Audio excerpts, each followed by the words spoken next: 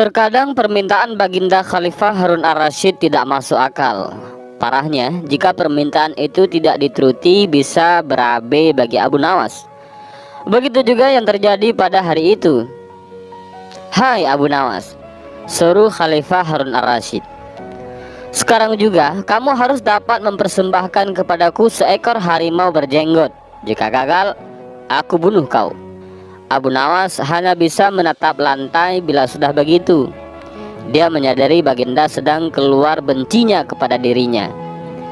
Dari bentuk mulut dan intonasinya ketika mengucapkan kalimat itu jelas betapa Sultan sedang kesal dengan Abu Nawas. "Ya Tuanku Syah Alam," jawab Abu Nawas mau tidak mau, "semua perintah Paduka akan hamba laksanakan. Namun untuk yang satu ini hamba mohon waktu 8 hari. "Baik," kata Baginda Raja. Alkisah, pulanglah Abu Nawas ke rumah. Agaknya ia sudah menangkap gelagat bahwa Raja sangat marah kepadanya. Dicarinya akal supaya dapat mencelakakan dirinya. Ini perkara serius, pikir Abu Nawas gelisah. Sesampainya di rumah, dipanggilnya 4 orang tukang kayu dan disuruhnya membuat kandang macan. Hanya dalam waktu 3 hari kandang itu pun sudah siap. Kepada istrinya ia berpesan agar menjamu orang yang berjenggot yang datang ke rumah. Apabila Adinda dengar Kakanda mengetuk pintu kelak, suruh dia masuk ke dalam kandang itu, kata Abu Nawas sambil menunjuk kandang tersebut. "Baik," kata istrinya. Abu Nawas pun kemudian bergegas pergi ke musala dengan membawa sajadah. "Hai Abu Nawas, tumben kamu salat di sini?" tanya imam dan penghulu musala itu. "Sebenarnya saya mau menceritakan hal ini kepada orang lain, tapi kalau tidak kepada tuan penghulu, kepada siapa lagi saya mengadu?" jawab Abu Nawas. "Tadi malam saya ribut dengan istri saya. Itu sebabnya saya tidak mau pulang ke rumah," kata Abu Nawas. "Pucuk dicinta ulam pun tiba," pikir penghulu itu. "Kubiarkan Abu Nawas tidur di sini dan aku pergi ke rumah Abu Nawas menemui istrinya. Sudah lama aku menaruh hati kepada perempuan cantik itu." Otak nakal penghulu itu tiba-tiba mulai berandai-andai dia. "Hai Abu Nawas," kata si penghulu, "bolehkah aku menyelesaikan perselisihan dengan istrimu itu?" "Silahkan," jawab Abu Nawas. "Hamba sangat berterima kasih atas kebaikan hati tuan," lanjutnya. Maka pergilah penghulu ke rumah Abu Nawas dengan hati berbunga-bunga, dan dengan wajah berseri-seri diketuknya pintu rumah Abu Nawas. Begitu pintu terbuka, ia langsung mengimit istri Abu Nawas dan diajak duduk bersanding. "Hai Adinda," katanya, "apa gunanya punya suami jahat dan melarat? Lagi pula Abu Nawas hidupnya tak karuan. Lebih baik kamu jadi istriku. Kamu dapat hidup senang dan tidak kekurangan sesuatu apapun," rayu si penghulu itu. "Baiklah, kalau keinginan tuan demikian," jawab istri Abu Nawas yang polos-polos saja. Tak berapa lama kemudian terdengar pintu diketuk orang. Ketukan itu membuat penghulu kaget. "Kemana aku harus bersembunyi?"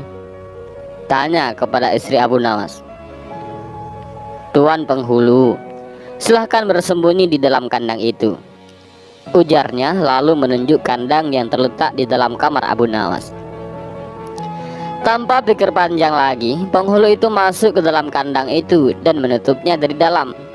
Sedangkan istri Abu Nawas segera membuka pintu sambil menengok ke kanan dan ke kiri.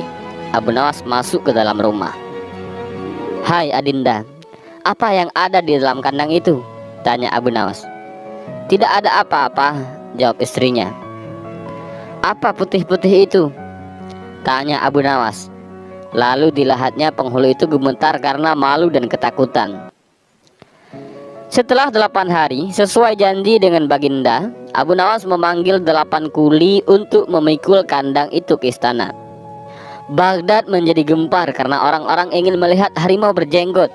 Seumur hidup jangankan melihat, mendengar harimau berjenggot pun belum pernah. Dan kini Abu Nawas malah dapat seekor. Mereka terheran-heran akan kehebatan Abu Nawas. Tapi begitu dilihat penghulu di dalam kandang, mereka tidak bisa bilang apa-apa selain mengiring kandang itu sampai ke istana hingga menjadi arak-arakan yang panjang. Si penghulu malu bukan main. Tidak lama kemudian sampailah iring-iringan itu ke dalam istana. "Hai Abu Nawas, apa kabar?" tanya Baginda Sultan. "Apa kamu sudah berhasil mendapatkan harimau berjenggot?" "Dengan berkat dan doa tuanku, alhamdulillah hamba berhasil," jawab Abu Nawas enteng. Maka dibawalah kandang itu ke hadapan Baginda. Ketika Baginda hendak melihat harimau tersebut, si penghulu memalingkan mukanya ke arah lain dengan muka merah padam karena malu. Akan tetapi kemanapun ia menoleh, ke situ pula Baginda meletotkan matanya. Tiba-tiba Baginda menggeleng-gelengkan kepala dengan takjub, sebab menurut penglihatan beliau yang ada di dalam kandang itu adalah penghulu musalla. Abu Nawas buru-buru menimpali. "Ya tuanku, itulah harimau berjenggot." Tapi Baginda tidak cepat tanggap. Beliau termenung sesaat.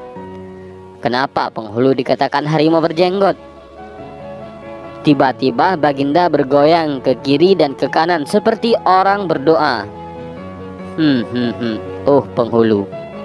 "Ya tuanku Shah Alam," kata Abu Nawas. "Perlukah hamba memberitahukan kenapa hamba dapat menangkap harimau berjenggot ini di rumah hamba sendiri?" Ya, ujar Baginda sambil menoleh ke kandang itu dengan mata berapi-api. "Ya, aku sudah paham."